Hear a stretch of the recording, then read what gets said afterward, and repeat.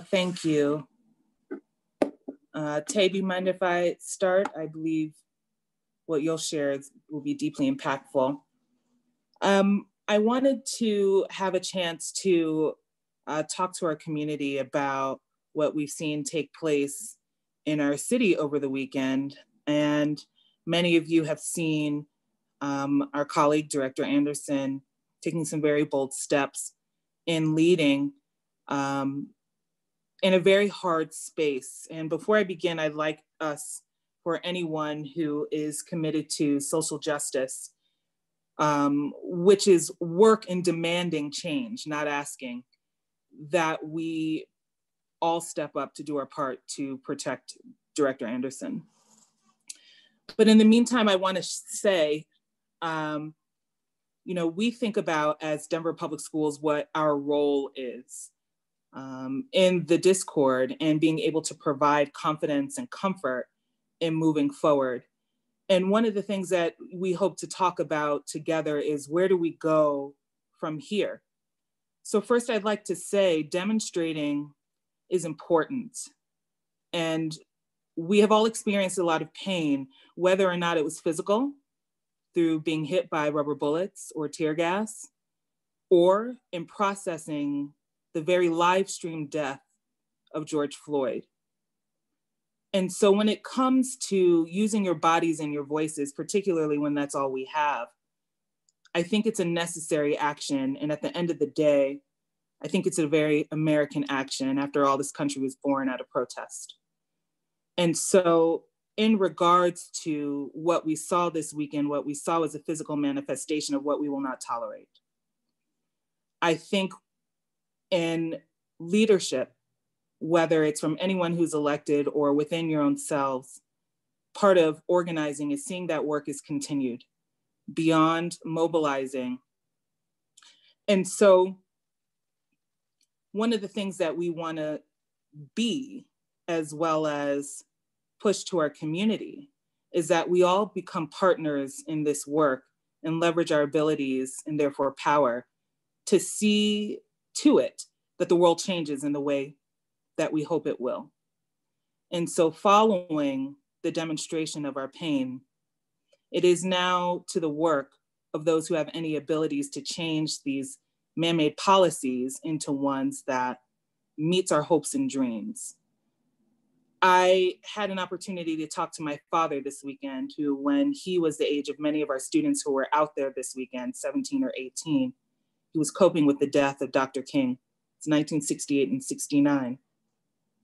And when we talk about the generations before, we hope that we have made progress over time. And in these moments, it's really hard to believe that we have.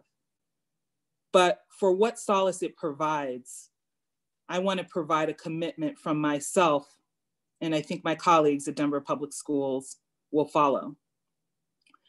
We have the lives of young people in our hands every day.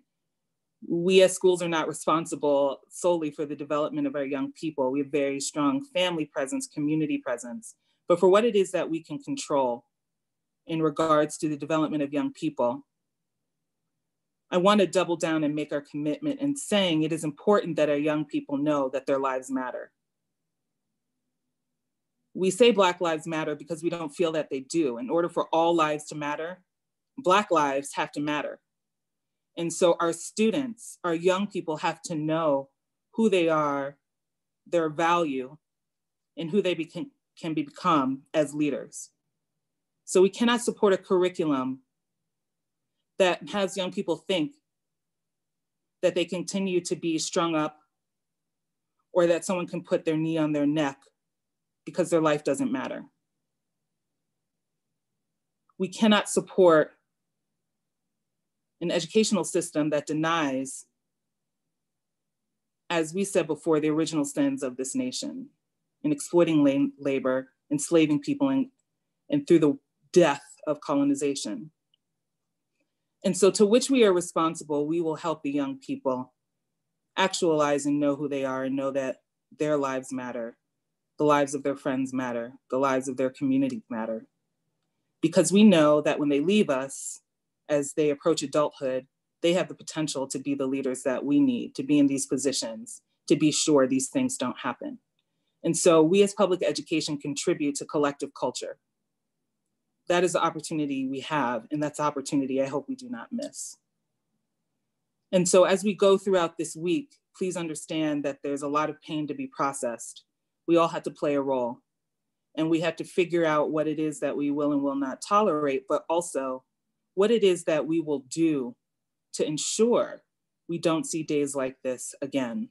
And so for those of you that are allies, thank you for being that. But please also remember, in being an ally, that means to allow us to say what it is that we need and support us in getting that without having to make the decisions on your own of what we need.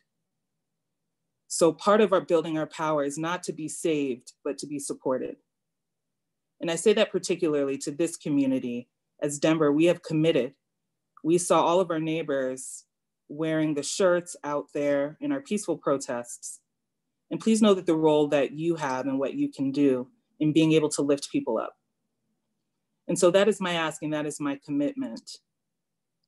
And I try to keep this stalwart face through the pain, because I can see 3 living generations of this fight within my own family. And I would hope that we could provide the space so that the next doesn't have to know this. And that is what we can contribute to as educators. Thank you. Thank you, Vice President Bacon.